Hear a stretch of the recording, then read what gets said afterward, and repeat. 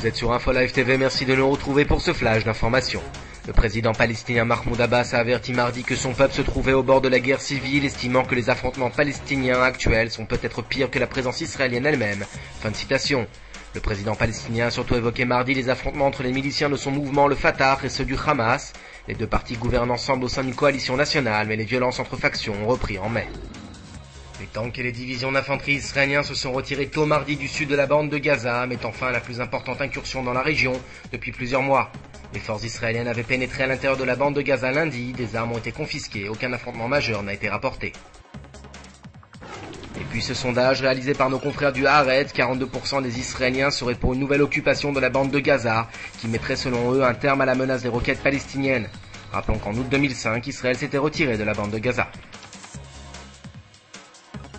Il est trop tard pour arrêter les progrès de l'Iran dans le nucléaire, a déclaré Mahmoud Ahmadinejad dans une conférence de presse à l'occasion du 18e anniversaire de la mort du fondateur de la République islamique, l'ayatollah Khomeini.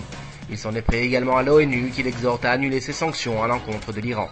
Et puis dans un entretien accordé au Jérusalem Post ce mardi, le ministre des Transports et ancien chef d'état-major, Shaul Mofaz, s'est dit confiant quant au succès des sanctions onusiennes à l'égard de l'Iran. Selon lui, 50% d'entre elles seraient effectives. Les bruits de bottes s'accentuent en Syrie. Un député syrien, dans un entretien accordé à Al Jazeera, a déclaré que son pays se trouvait en pleine phase de préparation et d'entraînement en vue d'une confrontation armée avec l'État hébreu. Cette information intervient à l'heure où en Israël un climat d'inquiétude s'installe lentement autour de la probabilité d'une prochaine guerre avec les Syriens. Avant de refermer cette édition, le complexe Azrieli de Tel Aviv est terminé aux côtés d'une tour ronde, d'une autre triangulaire. La troisième tour Azrieli vient d'être achevée et elle est carrée. Ce complexe ultramoderne comprend désormais une gare ferroviaire, un centre commercial, des bureaux d'affaires, mais également un complexe hôtelier et des appartements d'habitation.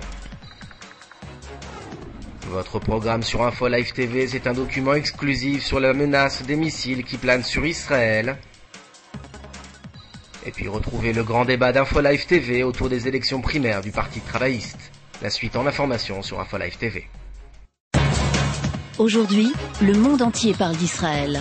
Mais qui parle d'Israël au monde entier, en temps réel, en 4 langues et en direct de Jérusalem? Infolive.tv, la première chaîne de télévision internationale israélienne. 24 heures sur 24, 7 jours sur 7, suivez de l'intérieur l'actualité d'Israël et du Moyen-Orient.